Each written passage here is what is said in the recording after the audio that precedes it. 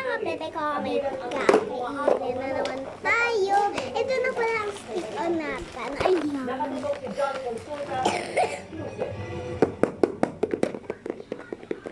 Dito mga bebe. Napatukoy na ang eksaktong lugar ng kanilang priority target. Agad kumilos sa mga operatiba ng Regional Intelligence Division 4A.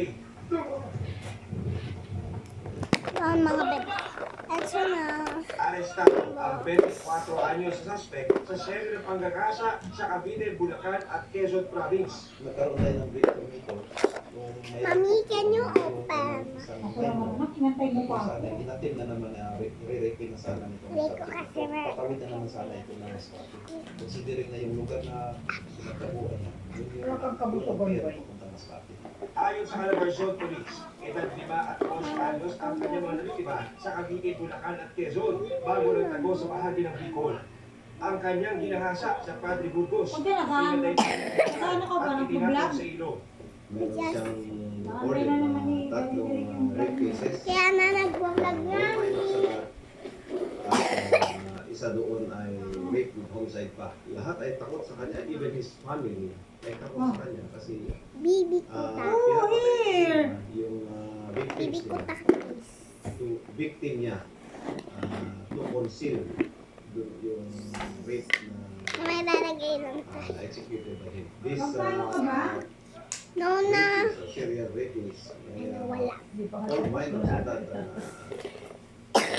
Alinos talaga? kung hindi niya Papahilod ako kay nanay. he will keep on doing Malamig such pa mo. Malamig ka dyan. horrible acts. Ayon sa Calabarzon Police, tuloy-tuloy ang kanilang polisikap na mahuli ang mga sex offenders sa Region 4A sa harap ng mataas na insidente ng mga abuso sa rehiyon. This is a Unan ka. Auckland Bantay na nakakonekta po dun sa enhancement of police operations for the past 40 days. Nakakita na tayo ng 512 na sex offenders. So, warrantless arrest and arrest with warrants combined. Sinabi ni Manatnan noong nakaraang buwan na may 5 hanggang 6 na insidente ng pangahalay sa rehiyon kada araw. Wala pang pahayag ang inarestong suspect na na-turn over na sa Quezon PPO. John Consulta, nakatutok, 20. Ano? Exclusive.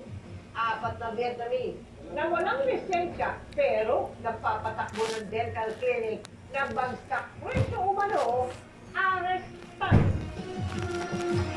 So, yan lang mga